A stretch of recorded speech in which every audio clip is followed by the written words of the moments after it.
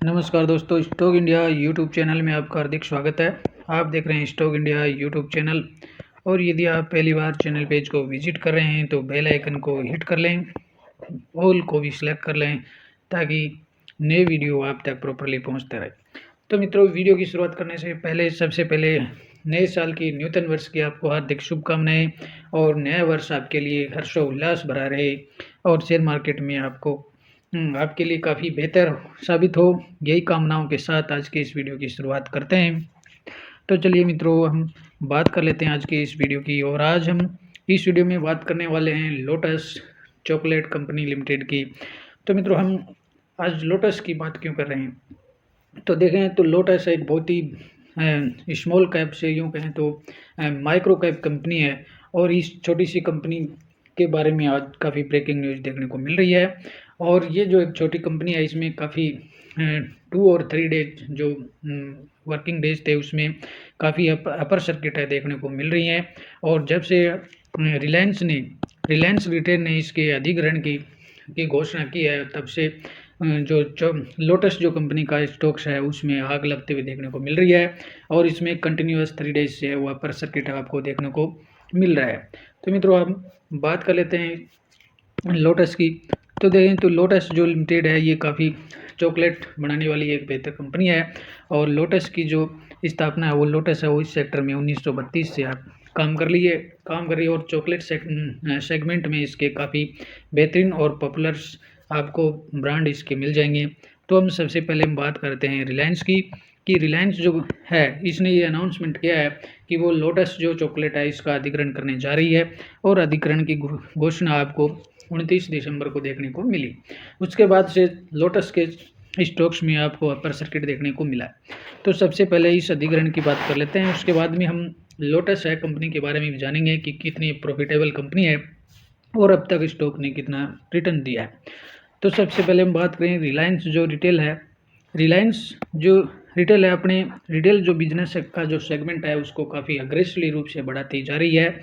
और जब से इसकी जो रिलायंस रिटेल की एग्जीक्यूटिव डायरेक्टर ईशा अंबानी बनी है, तब से इसमें काफ़ी एक्विजिशन देखने को मिल रही है। और कंपनी है वो रिटेल सेक्टर में अपने को काफ़ी मजबूत है करती जा रही है। और नई कंपनियों का एक्विजिशन अधिग्रहण है वो करते हुए कंपनी अपने बिजनेस सेगमेंट को काफ़ी बड़ा करती जा रही है।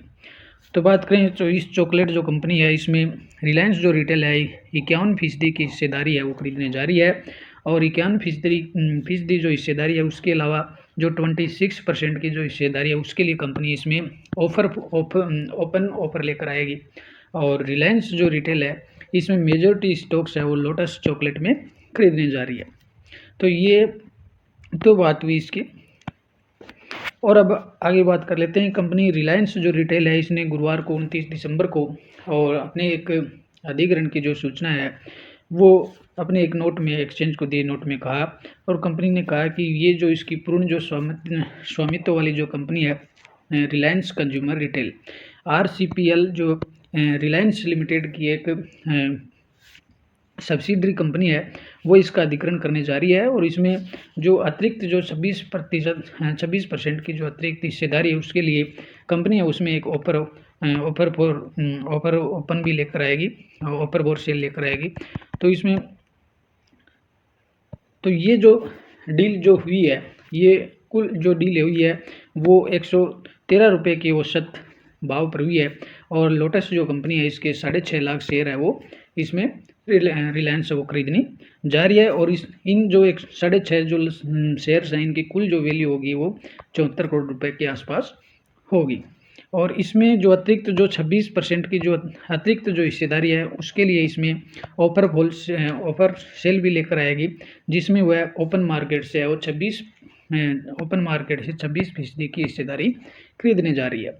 तो इसके बाद से ही ये जो एक्विजिशन देखने को मिला है, अधिग्रहण देखने को मिला है, उसके बाद से लोटस का जो स्टॉक्स है वो काफ़ी लास्ट 3 जो सेशन थे उसमें करीबन 24% का रिटर्न 24 अपर सर्किट में देखने को मिला है।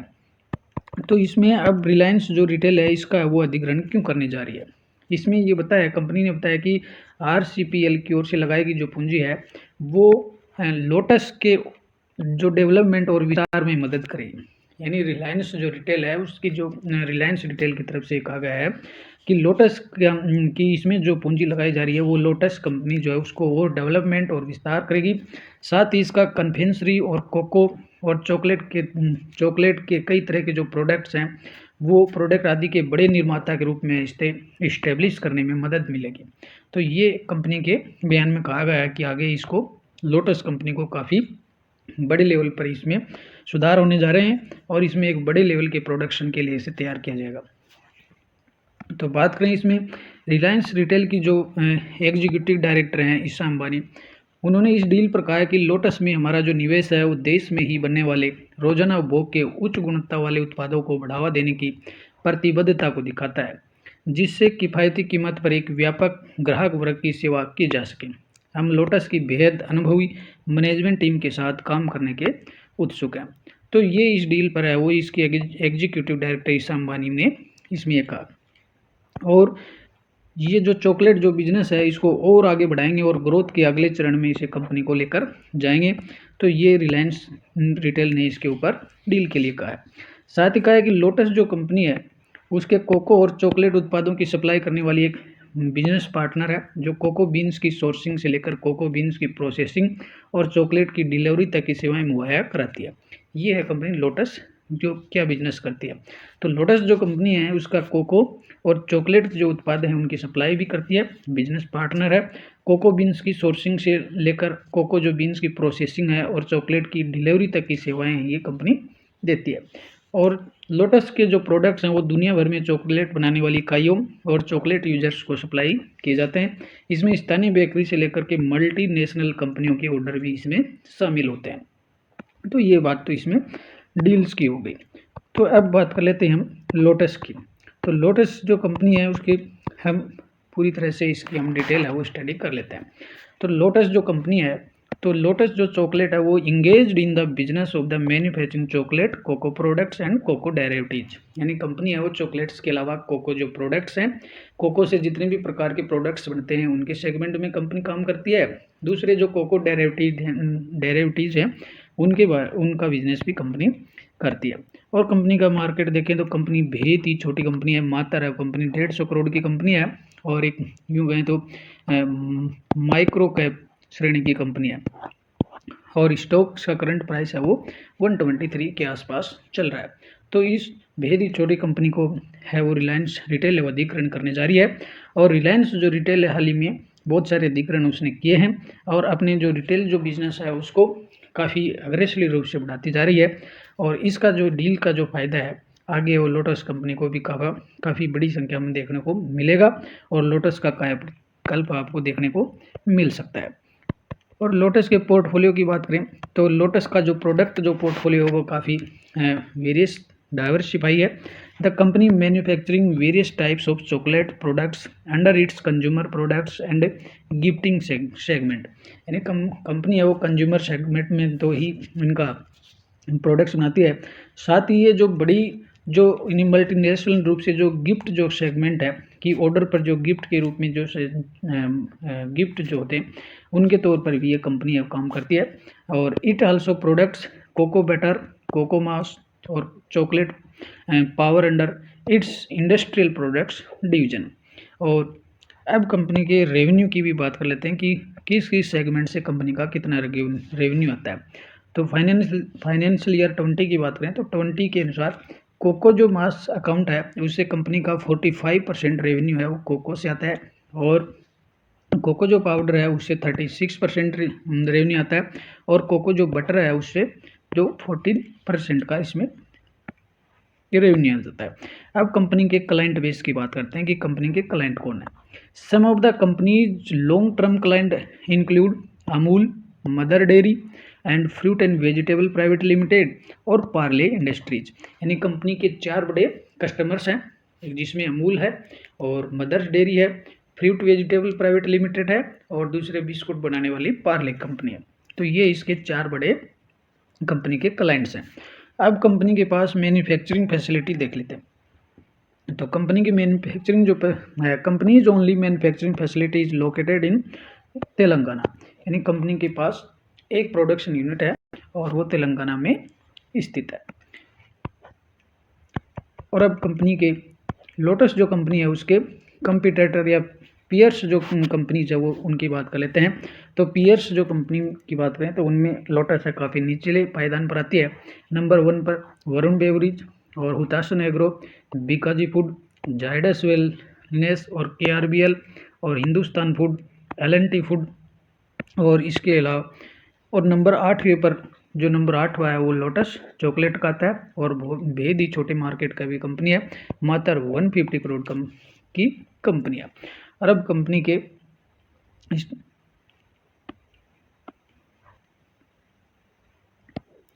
और अब कंपनी के क्वार्टरली रिजल्ट्स की बात कर लेते हैं। तो कंपनी के क्वार्टरली रिजल्ट्स भी देख लेते हैं और कंपनी के जो क्वार्टरली जो रिजल्ट्स रहे हैं उनकी बात भी हम इसमें कर लेते हैं। सबसे पहले कंपनी के रेवेन्यू की बात करते हैं। तो कंपनी का रेवेन्यू देखिए सितंबर 19 से बात करें तो बहुत ही छोटी कंपनी है, तो इसका रेवेन्यू भी उसी हिसाब देखने को मिल रहा है। तो सितंबर 19 में इसमें 18 करोड़ और 17 करोड़ 15 करोड़ और जून 20 में मात्र 5 करोड़ और इसके बाद में लगभग बढ़ा है कंपनी का। और प्रेजेंट क्वार्टर की बात करें तो प्रेजेंट क्वार्टर में जो कंपनी का जो रेवेन्यू है वो 14 करोड़ देखने को मिल रहा है। कंपनी के खर्चे हैं वो उसी अनुपात में बढ़े हैं और सितंबर जो 22 का क्वार्टर है उसमें 15 करोड़ कंपनी का रेवेन्यू देखने को मिल रहा है। ऑपरेटिंग प्रॉफिट की बात करें तो कंपनी का जो ऑपरेटिंग जो प्रॉफिट है सितंबर 22 के क्वार्टर में इसका माइनस में 42 करोड़ माइनस 0.42 करोड़ रहा है। और कंपनी का ऑपरेटिंग प्रॉफिट देखें तो वो भी माइनस में चल रहा है। और कंपनी का नेट प्रॉफिट की बात कर लेते हैं। तो कंपनी जो है काफ़ी घाटे में ही चल रही है, 49 लाख का कंपनी ने घाटा दिखाया और इससे पहले के जो क्वार्टर थे उसमें भी कंपनी को लगभग घाटा ही चल रहा है। और प्रॉफिट जो दिखा रहा है नेट प्रॉफिट वो काफ़ी बेहद ही छोटा प्रॉफिट है कंपनी को होता है। और अब बात कर लेते हैं प्रॉफिट एंड लॉस की। पीएनएल की बात करें तो कंपनी का जो पीएनएल है सबसे पहले कंपनी के सेल्स देख लेते हैं। यानी पीएनएल जो है वो 12वें मंथ्स के डाटा है ये कि कंपनी ने एक वर्ष में कंपनी ने कितने सेल्स हुए, कितने खर्चे किए और कितना कंपनी ने प्रॉफिट कमाया।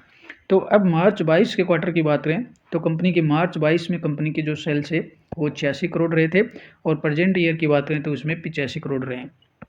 और कंपनी के खर्चे देखें तो कंपनी का जो खर्चा है वो मार्च 22 के क्वार्टर में 80 करोड़ और प्रेजेंट जो ईयर की बात करें तो प्रेजेंट ईयर में 82 करोड़ कंपनी का रहा। ऑपरेटिंग जो प्रॉफिट है उसमें भी मामूली सा देखने को मिल रहा है। ऑपरेटिंग प्रॉफिट मार्च 22 के क्वार्टर में 6 करोड़ और प्रेजेंट ईयर की बात करें तो इसमें 3.90 रहा है। और अब कंपनी का नेट प्रॉफिट की देख लेते हैं।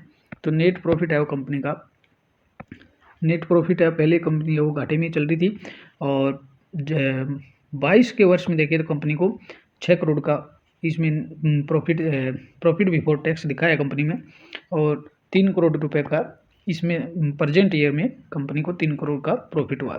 और नेट प्रॉफिट की बात करें कंपनी के तो नेट जो प्रॉफिट है प्रेजेंट ईयर में कंपनी ने मात्र 3 करोड़ का है और जो 2022-21 का जो वर्ष था उसमें 6 करोड़ का इसने कंपनी ने प्रॉफिट दिखाया। और अब कंपनी के शेयर होल्डिंग पैटर्न की बात कर लेते हैं। तो कंपनी का जो शेयर होल्डिंग पैटर्न है उसमें प्रोमोटर्स की जो हिस्सेदारी है 72.06% है और प्रेजेंट क्वार्टर में बात करें तो सितंबर के अनुसार भी इसमें 72.07 करोड़ है। एफआईज की बात करें तो कंपनी में एफआईज है वो ना के बराबर ही है ही नहीं, बिल्कुल नहीं है।